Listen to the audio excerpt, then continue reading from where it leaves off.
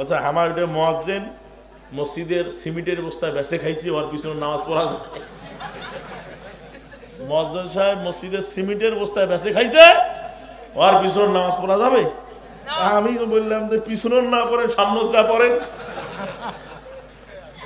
ঠিক না? ঠিক। তো আমি বললাম বেতন কত দেন? হুজুর গরিব সমাজ, টাকা তো নাই, বেশি বেশি না, 2700 টাকা দিই। কত?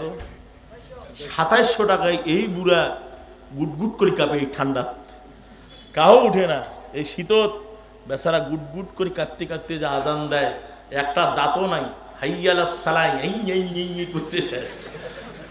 তার মানে কি, মানে আজানটা ভালো মতো দিতে পারে না।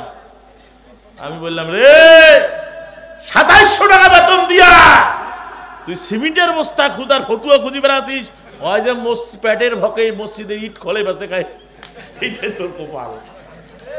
কথা বলেন না কেন? আর ভাই লোকটা একটু বেতন বাড়েনি, লোকটা ভালো চলে, কিন্তু না, কলিজা খুব ছোট। আব্দুর রহমান আর-সুদাইস কাবা শরীফের ইমাম, ওনাকে লোকজন জিজ্ঞেস করছে হুজুর 27 রাইতে কত টাকা পাইলেন? মিডিয়ার লোকেরা বলছে আপনারা দোয়া করেন, বাংলাদেশি টাকায় 100 কোটি টাকা পাইছি। আর আল্লাহু আকবার আসতে কন, কাল বাড়ি যায় কন কত টাকা? ওনাকে বলছে এই টাকা করেন কি? বলছে আল্লাহর ব্যাংকে জমা রাখি। সুবহানাল্লাহ বলেন।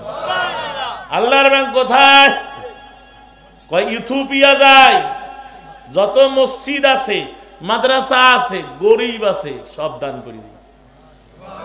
এটা হলো মুমিনদের চরিত্র। কথা বলেন ঠিক না? এই জন্য মমতাজ পাগলি 3-4টা গান গেয়ে 5-6 লাখ টাকা তুলি দেয়, ওইটাই ফতুয়া খুঁজি না। আর হুজুরের টাকা পাইলে ওরে বাপ কলিজা জ্বলে। আলেম ওলামাদের সাথে মুসাওয়া করলেই বিশ্বনবী বলে সে যেন আমার সাথে করলো। সুবহানাল্লাহ বলেন।